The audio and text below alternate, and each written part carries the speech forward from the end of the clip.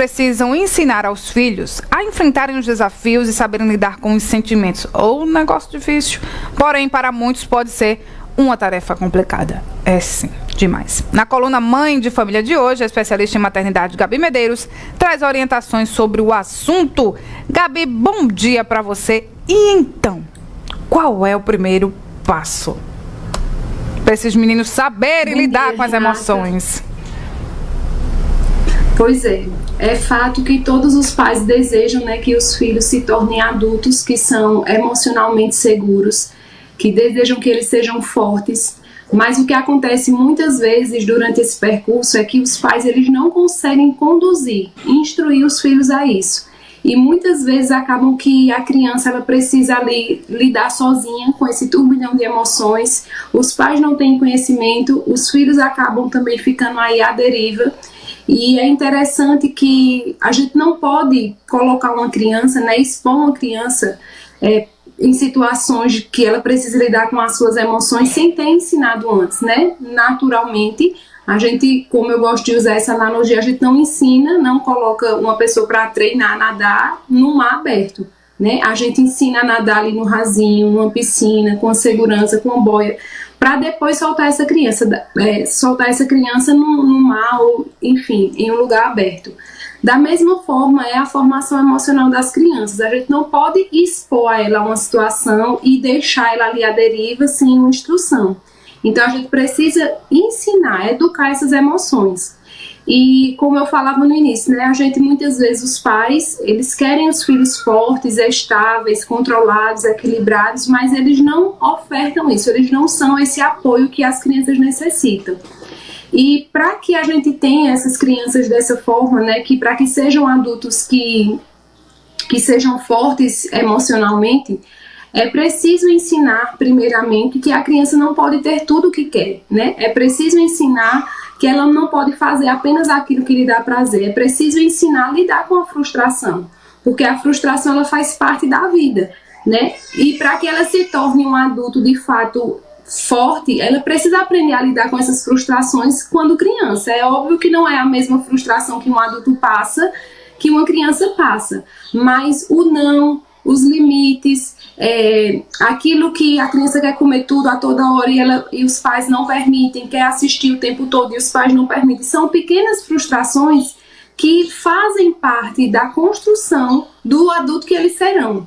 Por isso que eu não apoio, não entendo, não compreendo e não utilizo aquelas metodologias em que a criança é o centro de tudo, em que a criança pode fazer tudo, em que não pode dizer nada à criança, não pode colocar limites, não pode tolher a liberdade. Por quê? Isso faz parte de uma construção, de uma personalidade saudável, de um caráter bem formado.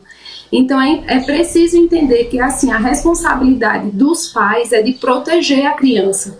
Mas nesse meio em que ela é criança, que ela precisa de proteção, ela também precisa ser orientada para o caminho a seguir. O caminho a seguir não é sempre o mais prazeroso. Na verdade, na maioria das vezes não é o mais prazeroso.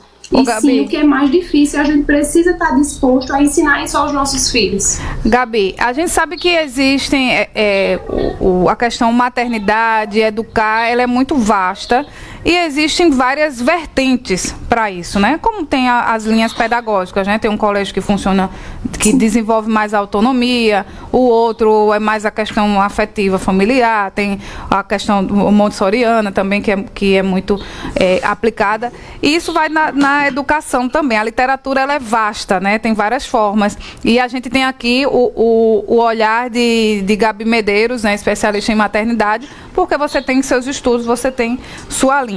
Mas o que a gente escuta muito hoje, eu estou falando para os pais que são a maioria, né, que não se dedicam tanto a estudar aquilo ali, vai mais no feeling, no orgânico, né? A gente tem aqui a sua ajuda, que é uma especialista no assunto. A gente ouve muito falar em uma geração mentalmente mais frágil, né, que não pode ouvir todo tipo de coisa, que desmorona. E isso já vem já deles pequenos, e a gente sabe que isso vão ser adultos que também vão ser frágeis. Então a gente fica naquele dilema, meu Deus, eu posso falar tudo e fulano, como é que ele vai receber isso? Será que isso não vai afetar? Será que isso não vai mudar o comportamento dele? Então, qual seria assim a sua principal orientação, independente da vertente que aqueles pais estão seguindo para educar seus filhos, né? Educar, mas protegê-lo ao mesmo tempo. Isso, Renata, isso acontece, né? Isso que você pontuou é algo que, assim, eu observo muito e eu estudo bastante a respeito. Quando a gente fala de educação, a gente não estuda criança, a gente estuda a história, a gente estuda o comportamento humano que está durante gerações, né, sendo avaliado. E, de fato, é natural que os comportamentos mudem, é natural que os padrões mudem, isso acontece. O que não é natural, o que não é normal é o que aconteceu com a nossa geração. Um padrão que antes existia completamente formado e ele é anulado completamente, né? Ele é dito como que não existe, que não é assim, e se repudia um padrão e se cria outro que não foi avaliado, que não foi estudado, que não foi observado. Então essa transição brusca causou justamente isso que a gente vê hoje nos nossos filhos, na geração dos nossos filhos. Então, assim, os padrões vão mudando, mas isso acontece lentamente, né? Não, isso aqui não se adequa mais, então vai mudando, isso vai acontecendo de maneira gradual. No que aconteceu isso, né, essa mudança brusca de padrão, de comportamento, de referência, o que acontece? Hoje a geração atual, ela busca único e exclusivamente a felicidade, né, o bem-estar. Então isso é algo que os pais mesmo têm, né? Não, porque meu filho, ele não pode sofrer, ele não pode sentir tristeza. Então a gente vê assim, não, eu não vou dar, se um pai ou uma mãe diz assim, você não pode comer um doce, um pirulito todos os dias. Não, mas o bichinho, olha, porque ele fica tão triste, é porque ele sofre tanto. Então os pais, eles mesmos não têm a segurança de passar essa privação para o filho e de mostrar para o filho que o fato de ele não poder chupar um pirulito todos os dias não vai fazer dele uma pessoa infeliz, não vai fazer dele uma pessoa sofrida por isso.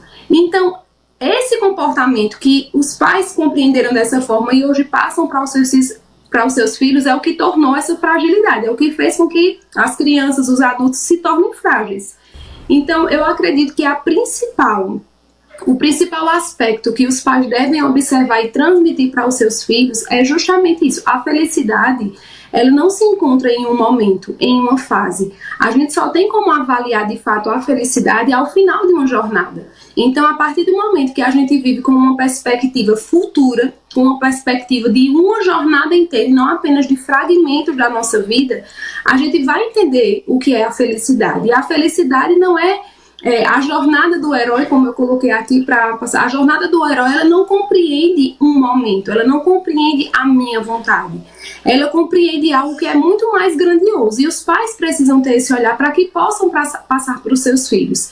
Eu vejo que existe uma preocupação muito grande dos pais com o mundo que os filhos irão viver. Mas qual vai ser o mundo que meu filho vai viver? Como vai ser o futuro para os meus filhos? E muito mais do que essa preocupação, nós como pais, como educadores de almas, de pessoas, de seres humanos, a gente tem que estar preocupado com qual é o ser humano que eu estou deixando para o mundo. Então, a partir do momento que a gente tem essa compreensão, a gente vai educá-lo de maneira muito mais excelente. Então, transmitir isso para o nosso filho, que a felicidade ela não compreende em poder chupar um pirulito a todo momento que desejar, não compreende satisfazer sempre os seus prazeres, que são passageiros. Então, quando a gente passa isso para o filho, passa esses valores que são muito mais magnânicos do que coisas pequenas.